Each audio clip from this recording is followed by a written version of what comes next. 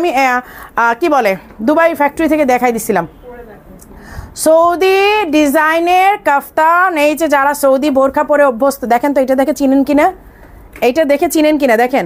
Saudi বোরখা যারা পরেন তারা কিন্তু এই জিনিসটার সাথে খুবই পরিচিত।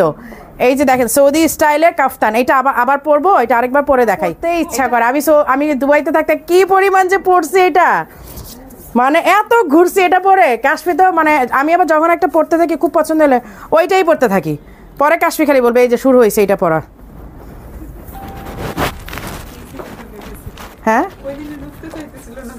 হ্যাঁ, না না খোপা না, এই যে আমি করছি কি এই দিক দিয়ে মাথা না দিয়ে এইখান দিয়ে ট্রাই করতেছিলাম, এইখানে আটকে যাচ্ছিল, পরে দেখছি যে আমার ভুলটা কোথায় হয়েছে। এই যে দেখেন, এই যে দেখেন সৌদি স্টাইলের কাফতান আবায়াটা বা ফারাসা যেটাই বলেন, অনেকে ফারাসা বলে অভ্যস্ত, অনেকে এটা কিন্তু খুবই রিজনেবল প্রাইসে। সো এটা নিয়ে কোনো কষ্ট থাকা চলবে না, এই প্রাইসের জন্য নিতে পারি না, এটা হবে না।